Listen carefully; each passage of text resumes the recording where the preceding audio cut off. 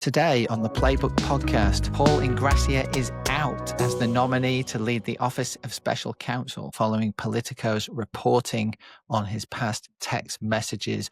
We'll drill down into what else is worrying the White House today. The NATO Secretary General Mark Rutte is in town on an emergency trip after Donald Trump's summit with Vladimir Putin got cancelled. And it is day 22 of the government shutdown, and we still don't see any movement. Good morning, I'm Jack Blanchard. And I'm Megan Messerly. It's Wednesday, October 22nd. And this is the Playbook Podcast. Great to see you, Megan. Thanks for joining us. Great to see you, Jack, on this beautiful fall morning. This beautiful fall morning. My beautiful fall evening was rather blown up last night at exactly 6:56 p.m.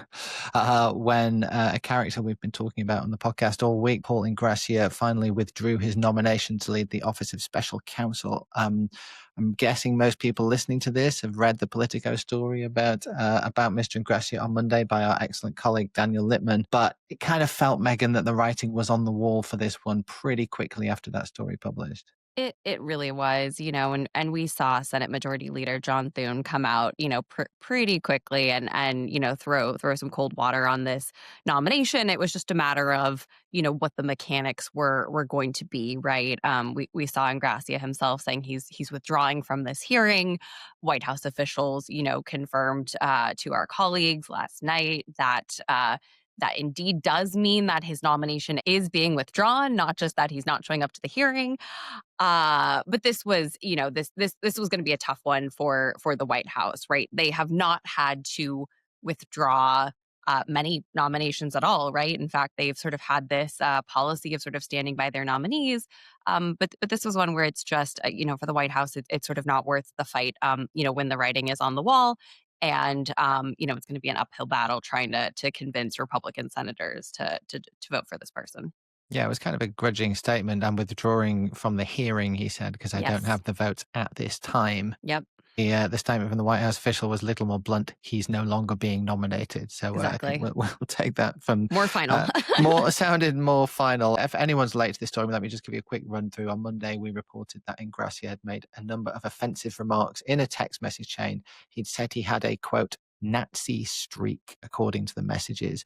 And when he was discussing the human rights leader, Martin Luther King Jr., he told the group in January 2024, MLK Jr. was the 1960s George Floyd, and his, quote, holiday should be ended and tossed into the seventh circle of hell where it belongs, the text showed.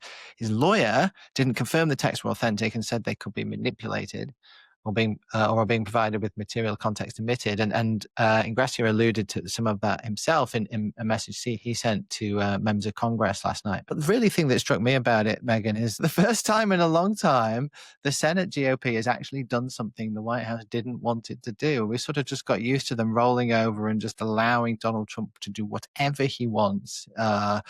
This time, it was too much for them. Yes, this has shown that the Senate does have its limits, and the three branches of government persist, even though that may not feel like that a lot of days. Pretty hard to argue they're co-equal at the moment, isn't it? Yes, exactly. But this shows that there are some limits. It's infrequent, but Matt Gaetz's nomination for Attorney General was pulled, right? This isn't a one-off. The Senate has sort of voiced its concerns and sort of put its foot down on some of these nominations. Remains to be seen, though, sort of where things go from here. I don't think this is sort of turning over a new leaf for the Senate as it sort of exerts its independence from the president.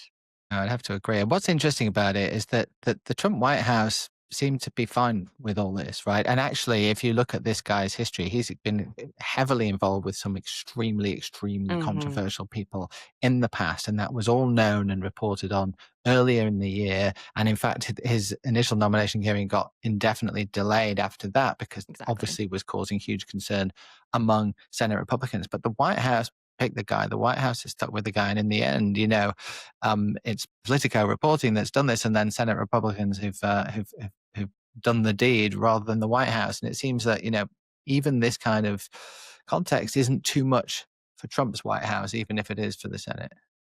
Absolutely, absolutely. And I think this is something we've sort of seen time and time again, and folks, close to the White House, in the White House, have noted this. The ideology in the White House and sort of the brand of conservatism that represents the White House is not necessarily the one you find in the Senate, right? A lot of these folks have been in office for decades, some of them. They represent sort of an older guard of the Republican Party when this kind of thing was disqualifying. And so I do think we tend to see these splits between, Congress, which can be a little more uh, traditional Republican compared to the sort of new MAGA guard in the White House. And I think that's where you see some of these, splits over the nominations. What might be okay by the White House's standards is not by the Senate's. What it has done is save the White House spin team the headache of trying to figure out how to defend all this. They can at least move on. But I was thinking, things are basically going pretty well for Donald Trump, right? He's really happy with how this term is going compared with his first term. He's delivering on his policy agenda in lots of different ways. He feels like he's winning. He's winning in court. He's extended the presidency and the powers of the presidency far beyond what anyone really dreamed was possible. It's just a fact that he feels like he's winning. They feel like he's winning. But he keeps doing things, Megan, which no political strategist on earth, no PR person on earth would dream of suggesting would be a good idea. And then you watch the sort of political spin operation have to try and dig themselves out of it. So we got two great examples of this yesterday. First, this amazing New York Times story that Donald Trump is still pursuing $230 million from the DOJ, which he now oversees, for what he believes to be the wrongful persecution of him in years gone by.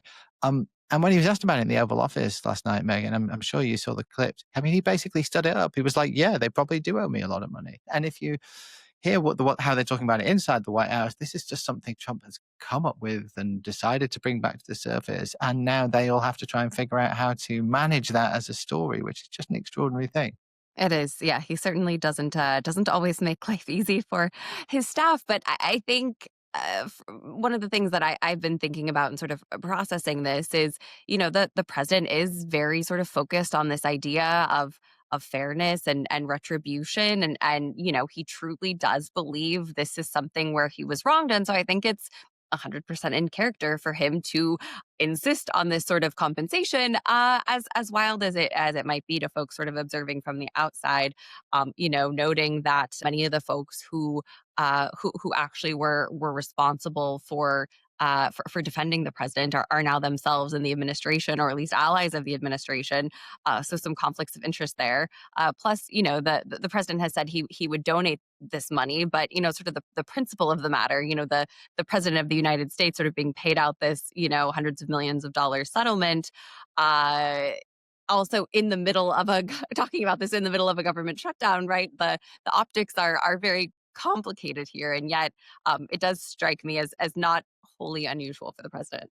I mean, in terms of a political attack line for your opponents, I don't know how this is going to play out or if it's ever going to happen, but you're just handing it to them on a plate. And then they sort of have to clear up the mess. And the same thing, the reason I was thinking of it, the same thing struck me as I was watching Donald Trump's bulldozers demolishing part of the White House.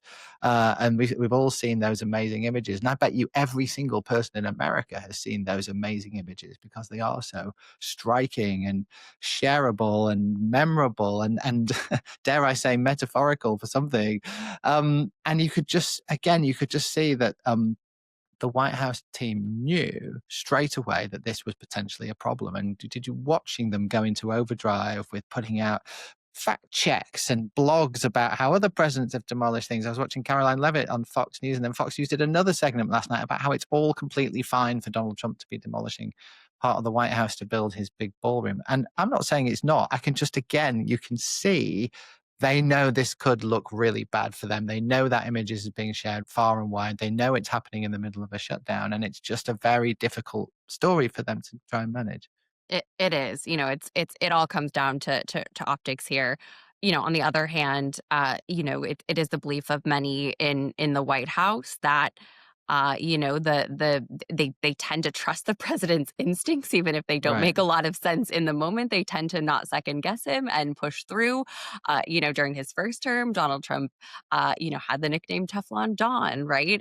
Things just don't stick to him the way they would normal politicians. He's able to sort of endure things in a way that, this would be really damaging for someone who does not have the name Donald Trump. And so I think that's exactly what we're seeing happen here. These things that again sort of might be striking or unthinkable or an attack line in midterm campaign ads, not to say that Democrats won't use them, but I do think there are many both inside and outside the White House who are of the belief that, you know, people's minds are made up on Donald Trump, right? They either love him or they hate him, and this is unlikely to significantly change their minds either way. I think that's a great point. And you could probably draw an example of the Qatari jet from earlier Yeah, in the year exactly. when a $500 million gift to the president was being accepted. And does anyone even remember that now? Is that something being talked about across America? Probably not.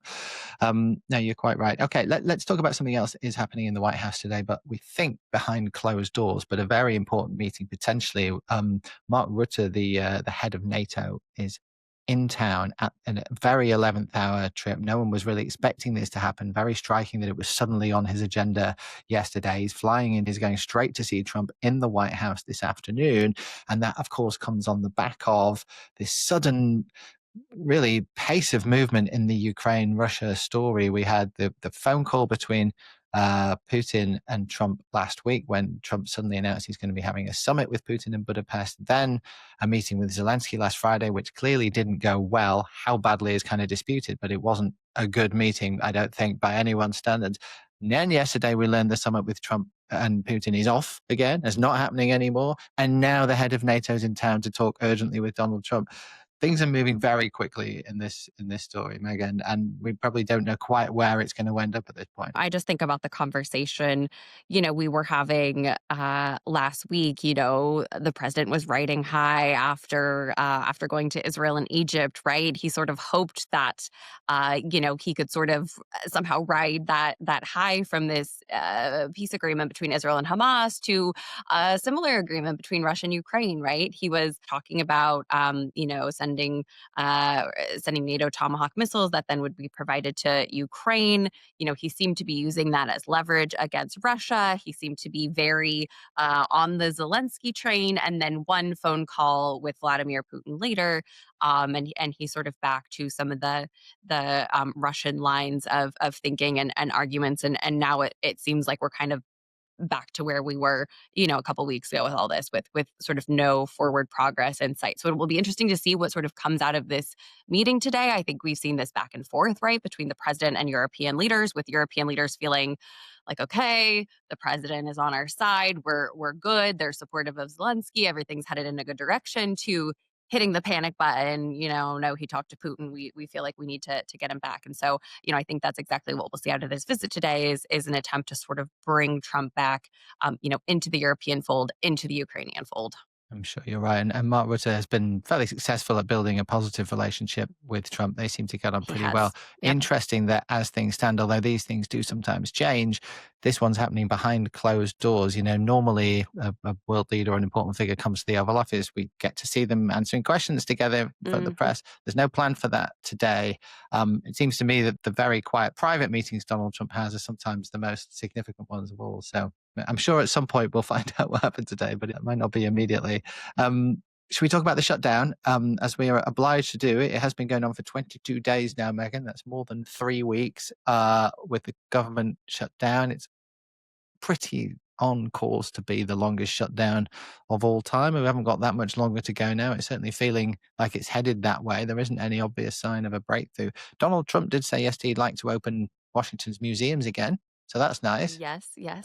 Don't quite know how he's going to do that or where the money's coming from, but it's in his mind. So, Yep, yep, yep. so that's a possibility. The thing that is coming down the track, though, Megan, is a couple of things. One is that federal workers will miss their first full paychecks this Friday, and so those are the kind of pinch points where people do start to feel the squeeze, and where it becomes a lot more real for people. And then, of course, a week or so after that, at the 1st of November, open enrollment will start on the ACA and people will see their premiums starting to go up, which of course is the Democrats' main talking point on that. So there are crunch moments coming, but we ain't at them yet. No, no, exactly. And until then, we're sort of in this game of chicken, right? With Republicans and Democrats daring the other to blink first. And to this point, we have not seen anything that is, causing either to flinch. I think your point about the president talking about opening museums is a good one, right? I think this is kind of the approach that we've seen Republicans take here. I don't think they want the average American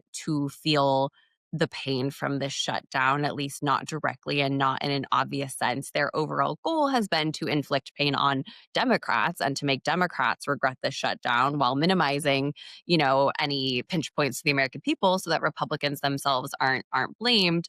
But of course, the deeper we get into the shutdown, the harder it is to avoid some of these real world impacts, right? Some states are talking about concerns about being able to provide SNAP benefits, food stamps, right, to folks. And I will note that's both Republican controlled states and Democratic controlled ones, right? So this is sort of across party lines. But there are some of these real world consequences that just because of how long this shutdown has gone on simply will happen just because time is passing. These impacts are real and the American people will at some point be looking for someone to blame. All right. Before we go, here's an interesting tidbit from Japan. You may be aware that Japan has its first female prime minister as of this week. By my count, that's now 4 of the G7 countries who've had female leaders. America not yet on that list. No, not yet. But maybe one day. But even more interesting than the fact that the new Japanese prime minister is a woman is that she's a former US congressional staffer. Megan, she's actually used to work on the Hill for a bit for Representative Pat Schroeder, a Democrat from Colorado, in 1987. So it just goes to show, right? All those Hill staffers out there listening to this, wondering where their careers are going. You too could one day be Prime Minister of Japan. I don't know. Why not? Why not? Right? All the Hill turns and congressional fellows out there saying, "Where is my life headed?" You too could be the leader of a foreign state one day. One day. Megan, thank you so much for joining us. Thanks for everyone for listening. It's all we got time for today. We got much more news and analysis in today's Playbook newsletter, which you can find at politico.com/playbook. And we will, of course, be back tomorrow. Have a great day.